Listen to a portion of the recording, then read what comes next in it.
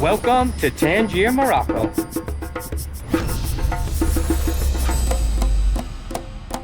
Subscribe, like, and share to keep up with all our latest travel news, reviews, and tips, as well as supporting the channel.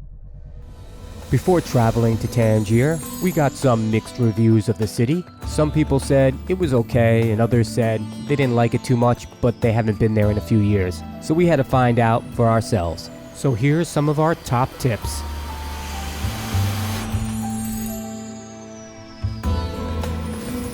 Tip 1. Best time to go. Here we take a look at the weather across the months in Tangier. They have a typical Mediterranean climate here. Now, we were in Tangier towards the end of May, and it got pretty hot, but it was definitely tolerable. And we always seem to have a nice cool breeze, especially down by the water. Basically, as I said in other videos, the best time for you to go is when it works out best for your schedule and your budget. With that being said, if you want to save a little bit of money, the winter months might be your best option. Tip 2. How many days in Tangier? Well, that all depends, but I think 2 days is right in the sweet spot. We spent a little more time than that. You could spend a day or two enjoying the beautiful city of Tangier, or use it as a base for day trips or to visit other cities, such as Chefchaouen, the Blue City. Tip 3.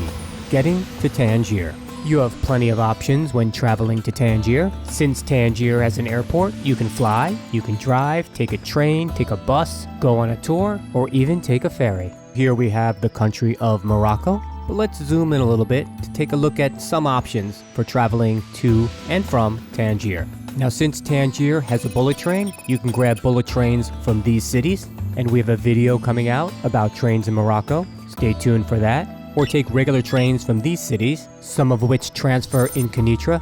Or you could take a ferry to and from Spain. There are a few different ferries that take this route. But remember, if you take the ferry, there's going to be security and passport control. You are traveling to another country. Tip 4. Taxis. We got into a little more in-depth about taxis in our Marrakesh video, but let's talk about the taxis in Tangier. You will see larger and smaller taxis. This one you see is the smaller one. And since they don't have Uber in Tangier, I got a tip to download the Careem app, which I did. Now, you can use this app to book a ride, but I was just using it to get a general idea of the price it would cost for my ride, so I wouldn't get ripped off. So as you see here, this app works in many different countries and 4 cities in Morocco: Casablanca, Rabat, Marrakesh, and yes, Tangier. So let's use an example just to see how it works and what the price would be. We're going to take a trip from the local train station in Tangier, and let's go to our hotel we stayed at in Tangier, which was the Rembrandt Hotel. We actually ended up walking from the train station to the hotel. It was a long walk, but a beautiful day. Just keep in mind, some of the taxi drivers at the train station can be a little pushy. Anyway, let's see what the price came out to for this ride on the app. 26 dirham. Not too bad. And remember, when you're in the taxi, make sure they start the meter. They might tell you it's broken. It's not. So you could see the meter running here. And make sure you bring change and small bills with you, because they might tell you, I don't have any change. But that's a scam. They usually do. So carry small bills and change, make sure the meter's running, and if you have a set price, make sure you decide on it before the ride. Tip 5.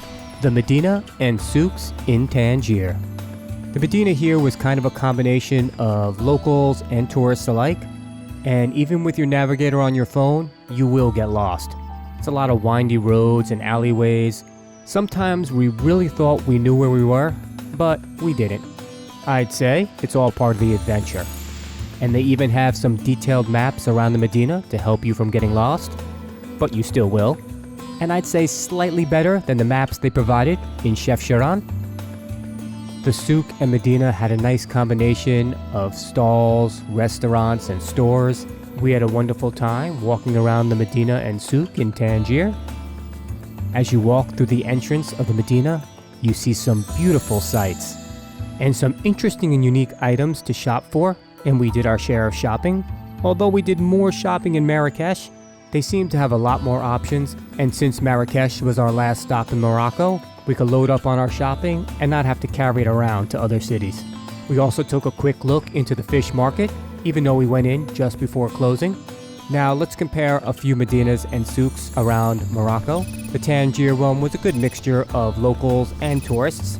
The Rabat one had an open feel and a lot of locals. Marrakesh had a lot of shopping and a lot of tourists. Chefchaouen was the prettiest Medina and was pretty empty when we went. Tip 6. Sights, art, and more. There are plenty of things to see in Tangier if you decide to spend a day or two. As Tangier is the gateway to Africa, it has a unique and interesting blend of cultures between North African, Mediterranean, and add a dash of European. And most of the people we interacted with were very nice, except for some pushy salespeople, which you could expect anywhere. Now let's take a look at one of the popular sites. You can't miss it. It's very big and across from the water. It is a military fortification that has been involved in battles dating back to the 15th century. And as I mentioned, it's located across from the water and on the northeast side of the Medina. Now it is a cultural centerpiece for the city of Tangier, where you can get a little lesson on their military history. Also, a great place for a few photo ops. And when you get to the top, you can really get some nice views of the city. But now it was time to make our way down to our next site and our next adventure. As you can tell, we've really enjoyed walking down by the water, and fortunately the days that we were there, we had incredible weather. But now, let's jump off to our next site. Of course, what would be a visit to Morocco without seeing a few mosques? And being a majority Muslim country, there were plenty of mosques to see. So we decided to take a closer look at some of them in Tangier. And remember, in many mosques in Morocco, you cannot enter unless you're Muslim, so check before you go. There seemed to be some interesting, unique, and colorful sights everywhere we turned in Tangier. We heard they had some very creative street art, but we heard of this one street in particular, so we went over to check it out. They had some interesting, creative, thought-provoking, and just pretty cool art.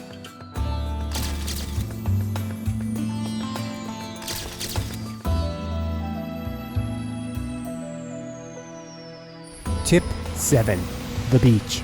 Tangier has a small selection of beaches to choose from, with white fine sand and that trademark blue Mediterranean water. And here is the harbor adjacent to the beach. This is the closest beach to the city, as it's basically in the city. We really enjoyed walking along the beach and the promenade here. I believe it was a Sunday, and most of the stores on the promenade were closed, but that didn't really bother us. The promenade was really nice and had this great entrance onto the beach, and there was a few camels just chilling out on the beach. You don't see that every day. I guess unless you live in Tangier, that is. And there was a solid amount of people hanging out on the beach that day. And yes, they'll probably charge you if you want to get an umbrella and chairs. Now, some people had told us that the water in Tangier was quite dirty, but it seemed pretty nice to us. A little bit cold though. And be careful, as there was no lifeguard on duty this day, but Lily happily took on the role. Tip 8. Walking around. We found Tangier a very walkable city. I believe we only took a taxi a few times, and we really did enjoy walking around the city. I believe it's the best way to see a new city. Now, they do have public bathrooms, but not always supplied with hand towels, soap, or toilet paper, so it might be a good idea to bring some soap, sanitizer, and paper with you, just in case. There are quite a few hills in Tangier, and stairs, and colorful stairs, so wear comfortable shoes. So they have these crosswalks, and not always by traffic lights. So we learned this lesson in Hanoi, Vietnam, which had very busy streets. Always try to make eye contact with the driver as you're crossing the street. Basically, make sure that they see you. And remember, pedestrians always have the right of way. Walking around Tangier day or night, we felt pretty safe. Basically, just keep your money in a safe place, don't wear flashy jewelry, and like any big city, just be aware of your surroundings. And enjoy everything Tangier has to offer. Tip 9. Alcohol. Although alcohol isn't a big part of the Muslim lifestyle, you still will be able to find a selection of bars and restaurants that serve it. Now remember, even if they don't have it on the menu, they might get it for you. They did for us. And it seemed like there were more places to get alcohol in Tangier than many other Moroccan cities we went to. And of course, we had to try some of the local selections as well. Tip 10, restaurants. And there were many in Tangier. And not just Moroccan food. They had a variety of cuisines to choose from. We really enjoyed the tagine dishes. We even bought one in Marrakesh for home cooking. And they had such a great selection of fresh seafood dishes to choose from. So now let's take a look at some of our favorite restaurants in Tangier. First up on our list is Restaurant Alain. And yes, I might be pronouncing some of these names incorrectly. Just bear with me. This is a great place right by the entrance of the Medina. And they have the menu in 4 languages. I believe Spanish, English, Arabic, and French. It was pretty busy as we had to wait about 20 minutes for a table. I would say most of the people were tourists, expats, and there were a few locals. The place had a very cool, chill vibe, and the people there were very nice. What I also liked is they had a really clean and nice bathroom that was fully stocked, which is not always easy to find in Morocco. As with many Moroccan restaurants, they give you a few starters, some fresh bread, olives, and cheese, which we thoroughly enjoyed. We'll share some of the delicious food we ordered, the fish soup, which was so flavorful and tasty, and a very delicious chicken tagine. And after dinner, we had the ritualistic pouring of the tea.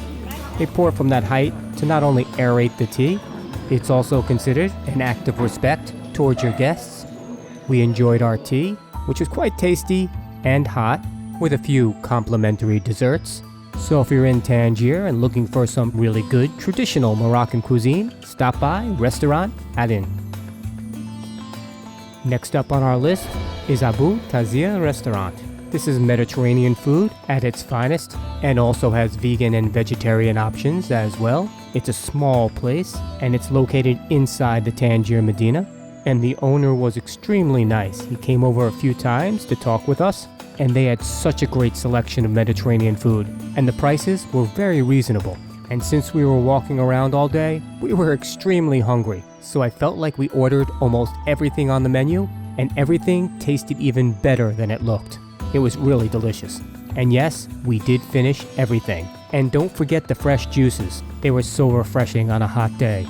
So if you're in the mood for some incredible Mediterranean, vegan, or vegetarian food, definitely stop by Abu Tazia.